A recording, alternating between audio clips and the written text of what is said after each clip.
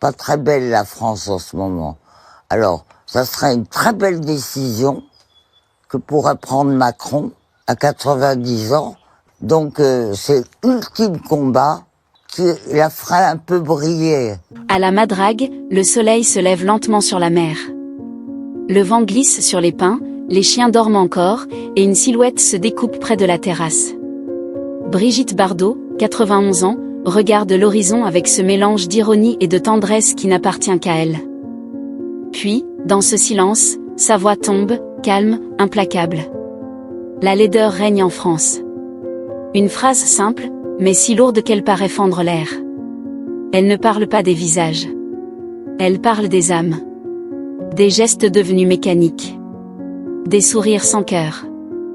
D'un pays qu'elle a tant aimé et qu'elle ne reconnaît plus. Pour Bardot, la laideur, c'est l'absence de courage. C'est la complaisance, la vanité, la tiédeur. C'est ce monde où la beauté ne brille plus, parce qu'elle n'ose plus. Son regard se perd vers la mer, comme s'il cherchait un dernier éclat de lumière. Cette lumière qu'elle porta jadis sur les écrans du monde entier. Aujourd'hui, à la Madrague, elle n'incarne plus la beauté. Elle en dénonce la disparition. Autour d'elle, la France s'agite. Certains ricanent. D'autres s'inclinent. Personne ne reste indifférent. Car derrière ces mots, il y a une douleur que chacun comprend, le sentiment qu'un pays a perdu quelque chose d'essentiel. Brigitte Bardot n'accuse pas. Elle témoigne. Et dans sa phrase résonne le cri discret d'une femme qui a tout vu, tout donné, tout perdu. La beauté n'est pas dans les visages, dit-elle, mais dans le courage d'être sincère. Et vous, qu'en pensez-vous? La France a-t-elle vraiment perdu son âme? Elle n'invite pas au scandale, elle rappelle une exigence. La beauté ne demande pas l'éclat, elle réclame la droiture. Et lorsque la droiture s'éteint, le pays faiblit. À 60 ans de distance, l'icône devenue conscience mesure la route parcourue. Elle sait le prix des images, le poids des silences, l'usure des illusions. Elle ne parle pas pour plaire. Elle parle pour rester fidèle à ce qu'elle est devenue. La phrase voyage de salon en salon, de téléphone en téléphone. On la cite, on la découpe, on la tord. Pourtant le sens tient bon, comme une corde tendue entre deux rives, si la compassion recule, la laideur avance. Ce matin-là, la mer est plate, la lumière pâle. Bardot lève une main vers ses chiens, caresse un front, ajuste un plaid. Geste simple, presque domestique, qui dit tout, la noblesse commence par le soin donné aux plus faibles. Je préfère être insupportable qu'indifférente, a-t-elle écrit un jour. Les mots ont le grain du sel et la franchise du vent. On peut les contester, on ne peut pas les effacer. Alors la question demeure, nue et nécessaire. Que faisons-nous de cette phrase? La rangeons-nous dans un dossier de polémique? Ou la laissons-nous nous juger en secret? Car la laideur règne n'est pas un verdict, c'est une lampe posée dans l'obscurité. Ici commence l'histoire. Non pas celle d'une étoile en déclin. Celle d'une femme qui a traversé la beauté pour retrouver la vérité. Brigitte Bardot naît à Paris, en septembre 1934, dans une maison où la discipline compte plus que les caresses. Enfant timide, elle apprend très tôt que le regard des autres peut bénir ou blesser. Sous la sévérité paternelle, elle cherche un refuge dans la danse, le piano, la lumière qui s'ouvre parfois entre les rideaux. À 15 ans, elle pose pour un magazine. Elle ne le sait pas encore, mais la caméra a trouvé son visage. À 22 ans, le pays découvre une liberté qu'il n'osait pas nommer. En 1956, Et Dieu, créa la femme ne fait pas qu'un succès. Le film fissure une époque. Bardot ne joue pas. Elle vit. Elle avance dans le cadre comme on entre dans une vie neuve. Sa beauté ne se réduit pas à des traits. C'est une allure. Une insolence douce. Un refus têtu des carcans. Les cinéastes comprennent aussitôt qu'ils tiennent un signe de leur temps. Les journaux, eux, flairent la proie. Chaque photo devient verdict. Chaque amour devient procès. Un sourire, et l'on parle d'ivresse. Un silence, et l'on parle de caprice. Le monde répète la plus belle femme du monde. Bardot, déjà, s'en éloigne. Sous les projecteurs, elle étouffe. Elle comprend qu'une image peut être un masque, et qu'un masque finit toujours par mordre la peau. L'icône, elle la voit se lever comme une marée qui emporte tout, surtout la paix. Elle tourne, triomphe, défaille, recommence. Saint-Tropez devient capitale d'un imaginaire. La Madrague, son abri et sa scène. On épie ses gestes, on fantasme ses jours, on lui prête des intentions. Le rythme médiatique ne connaît ni nuit ni pardon. Dans ce tumulte, elle forge une lucidité que beaucoup prendront pour de la froideur. Non, ce n'est pas le cœur qui se ferme, c'est la peau qui se tanne. Pour survivre, il faut choisir. Elle choisit de rester vivante, donc de s'éloigner. Et cette intuition la conduira, plus tard, à un geste que personne n'attendait. En 1973, au sommet de sa gloire, elle dit stop. Non par dégoût du cinéma, mais par fidélité à elle-même. Elle a tout donné à l'écran. Elle refuse d'y laisser son âme. Quitter n'est pas fuir. Quitter, ici, c'est reprendre souffle. Elle quitte le vacarme pour entendre la mer. La lumière des plateaux pour la lumière du matin. À la Madrague, la star devient femme. Elle réapprend la lenteur. Elle redécouvre la beauté sous une autre forme. Non plus l'éclat, mais la bonté. Dans le regard d'un chien sauvé. Dans la confiance d'un cheval blessé. Dans la patience d'un geste simple, répété sans témoin. Elle comprend que la dignité ne tient pas au trophée, mais à la manière de tenir une vie. L'entourage s'affole. La presse ironise. Les fans crient à la trahison. Mais Bardot tient bon. On l'avait désirée pour ce qu'elle donnait au monde. On la juge désormais pour ce qu'elle se redonne à elle-même. Elle sait la solitude qui vient après la clameur. Elle l'accepte. C'est le prix de la cohérence. Le passé continue d'affluer par vagues. Les plateaux, les robes blanches, les regards dévorants. Parfois, elle vacille. Toujours, elle se relève. Elle n'a pas renoncé à la beauté. Elle a changé d'autel. L'ancienne idole comprend qu'adorer l'image tue l'âme. Il faut choisir l'âme, même s'il faut pour cela tuer l'idole. Peu à peu, une phrase intérieure prend forme. Je ne veux plus plaire. Je veux convaincre. Ce vœu, elle le portera comme un talisman. Il l'emmènera vers une seconde vie, plus rude, plus vraie. Une vie où la compassion n'est pas un discours, mais une discipline. Où chaque matin ressemble à une promesse tenue. Le public mettra des années à comprendre ce mouvement. Mais l'histoire, plus tard, lui donnera raison. Car la liberté qu'elle a incarnée au cinéma, elle la réclamera désormais pour les êtres sans pouvoir. Et la France, surprise, verra l'icône devenir conscience. Le mythe, devenir mémoire. La beauté, se muer en devoir. Vraiment. Quand Brigitte Bardot quitte le cinéma, beaucoup croient qu'elle va disparaître dans le silence. Ils se trompent. Ce qu'elle perd en gloire, elle le gagne en conscience. Le mythe s'efface, la femme se révèle. À la Madrague, la mer devient son miroir, et chaque vague semble lui rappeler qu'aucune lumière ne dure sans vérité. En 1986, elle fonde la Fondation Brigitte Bardot. C'est plus qu'un geste, c'est une rupture. Elle y consacre tout, sa fortune, son nom, sa crédibilité. Elle n'a plus besoin d'être admirée, elle veut être utile. Je me bats pour ceux qui ne peuvent pas parler, écrit-elle dans sa première lettre ouverte. Ces mots deviendront sa devise. La France d'alors n'est pas prête à entendre une actrice devenue militante. On la moque, on la juge, on la caricature. Ses ennemis se multiplient. Elle répond par l'action. En 1 an, elle sauve des centaines d'animaux. En 5, elle devient la bête noire des chasseurs et des politiciens. Le respect de la vie commence par le respect des plus faibles, répète-t-elle, inflexible. Mais la société préfère le spectacle au courage. On applaudit les discours sur la compassion, mais on ferme les yeux sur les abattoirs. On photographie la tendresse, mais on oublie la souffrance. Bardot, elle, refuse cette hypocrisie. Et cette sincérité dérange plus que ses colères. Les années passent, les présidents changent, mais ses lettres continuent d'arriver à l'Élysée. À chaque quinquennat, une missive signée de sa main. Elle interpelle, dénonce, supplie parfois. Monsieur le Président, écoutez le cri du vivant avant qu'il ne se taise.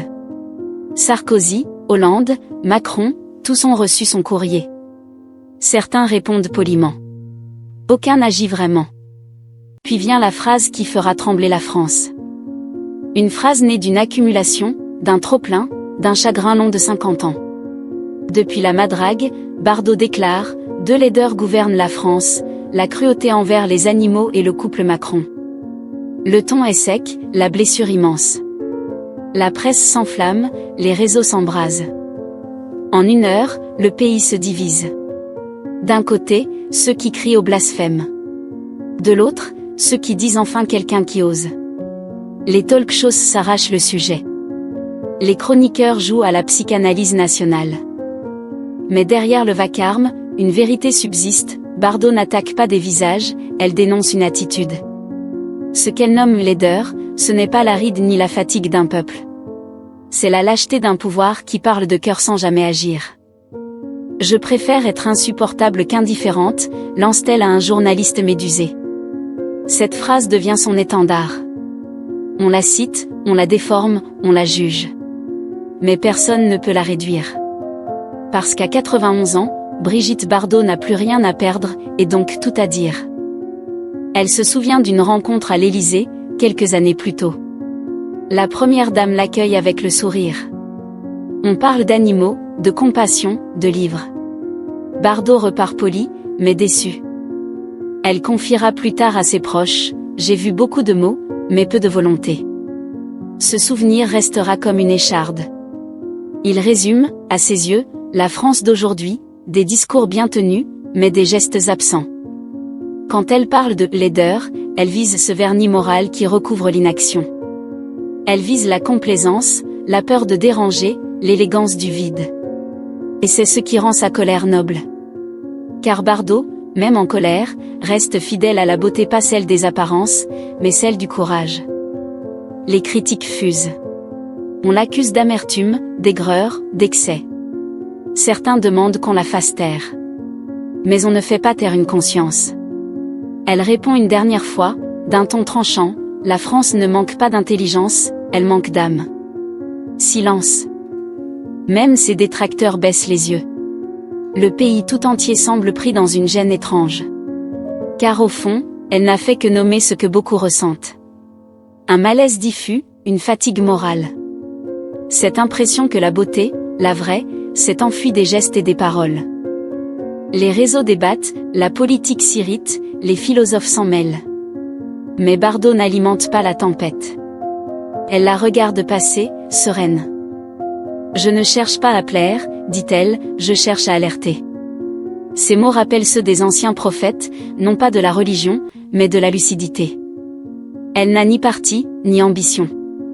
Seulement un regard qui ne supporte plus la tiédeur.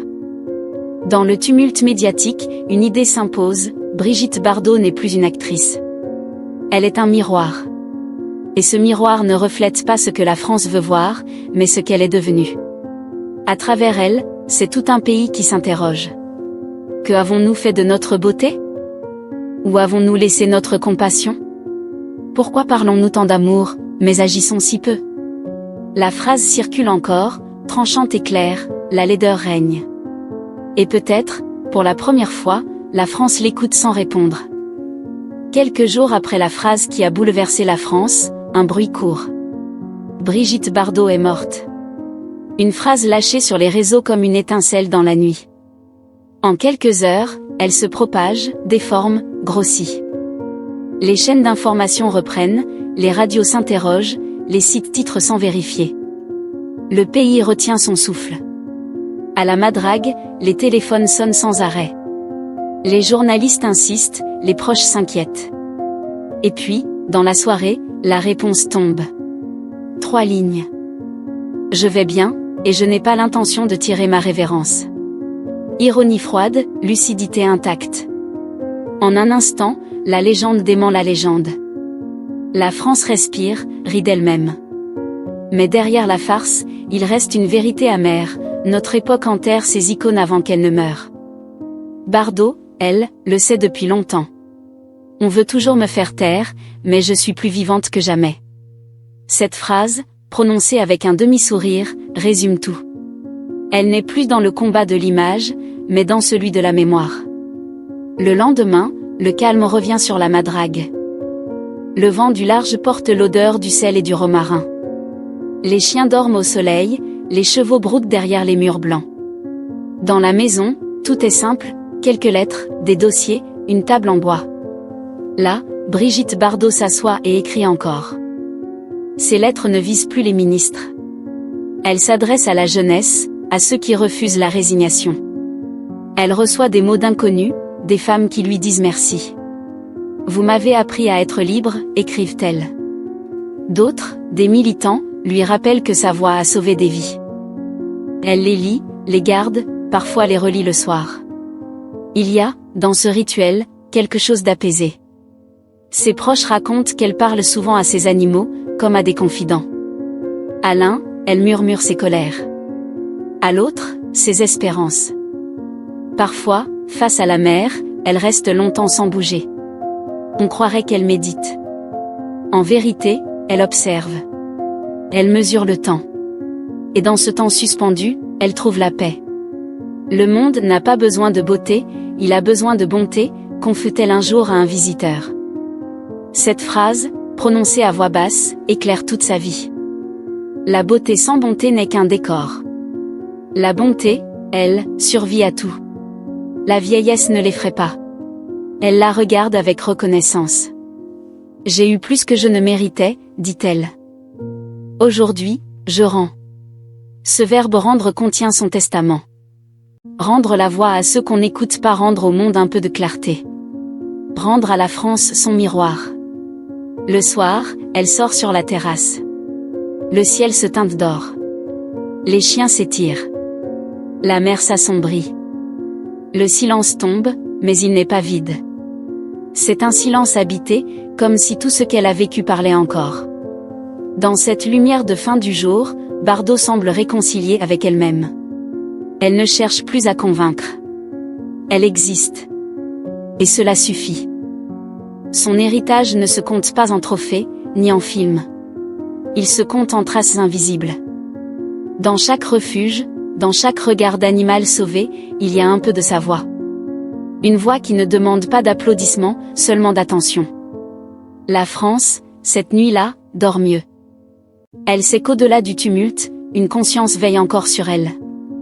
Quand la brise passe sur Saint-Tropez, elle emporte avec elle ce murmure discret, la beauté n'est pas morte. Elle s'est simplement réfugiée dans la sincérité. Le silence parle plus fort que les cris. Brigitte Bardot ne cherche plus à convaincre. Elle a dit ce qu'elle devait dire. À 91 ans, elle ne veut ni gloire, ni pardon. Seulement la paix de ceux qui ont regardé la vie sans détour. La Madrague reste sa forteresse douce. Le vent y parle pour elle, la mer y pense à sa place. Chaque matin, un chien, un cheval, un silence. C'est là que son héritage respire encore. Elle n'a pas bâti un empire. Elle a bâti une conscience. Une idée simple, presque naïve, la beauté n'existe que si elle inclut la compassion. Quand le soir tombe sur Saint-Tropez, le monde oublie les polémiques, mais pas cette voix. Une voix rauque, droite, fidèle, qui rappelle qu'aimer, c'est parfois déranger. Alors, si vous avez connu cette époque, si vous vous souvenez d'elle, partagez vos émotions, vos souvenirs, vos vérités. Hollywood Mémoire vous lit toujours.